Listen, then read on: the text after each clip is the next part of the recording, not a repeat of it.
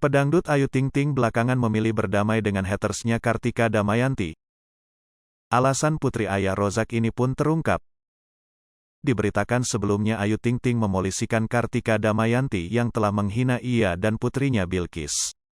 Orang tua Ayu Ting Ting bahkan mendatangi rumah hatersnya itu ke kampung halamannya di Bojonegoro, Jawa Timur. Inilah rumah haters, alhamdulillah ibu ayah beserta aparat kepolisian Kapolda setempat bisa sampai ke rumah orang tuanya haters yang bertempat tinggal di Podomulo, Bojonegoro, Jawa Timur. Tulis Umi Kalsum dikutip Kompas TV dari akun @mom_aiting92. Bahkan sang ibu, Umi Kalsum mengejar perempuan itu yang kini bekerja di Singapura.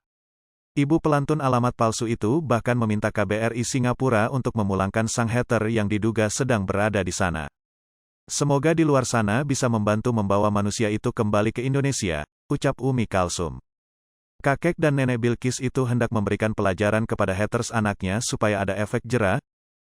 Bukan cuma orang tua Ayu Ting Ting, belakangan orang tua Kartika pun juga mencabut laporan tersebut. Dilansir dari surya.co.id, kedua pihak kini pun memilih untuk berdamai.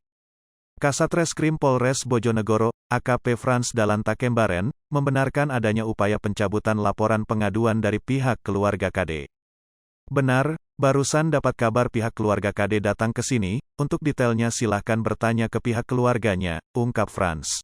Ayu Ting Ting juga melakukan hal serupa dan telah mencabut laporannya atas KD di Polda Metro Jaya. Meski begitu, dalam keterangan yang diberikan, tidak dikatakan bahwa Ayu Ting Ting memang sepakat berdamai. Dia mengaku hanya ingin lebih fokus beribadah selama Ramadan. Kemarin agendanya saya hadir sama Kak Ayu datang ke Polda untuk melakukan proses pencabutan laporan, ujar Sandi Arifin, pengacara Ayu Ting Ting.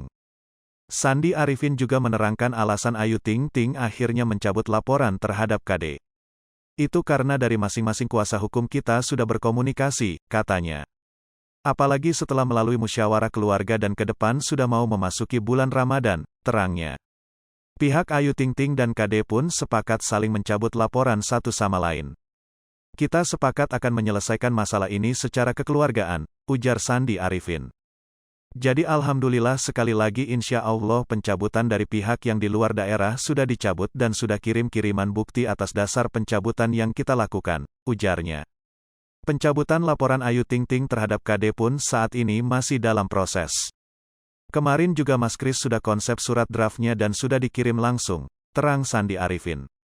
Kak Ayu juga sudah tanda tangan insya Allah pada Minggu tanggal 27 dari pihak Bojonegoro dari kuasa hukumnya akan hadir ke Jakarta dan kita akan janjian untuk melakukan press release bersama, tutup Sandi Arifin.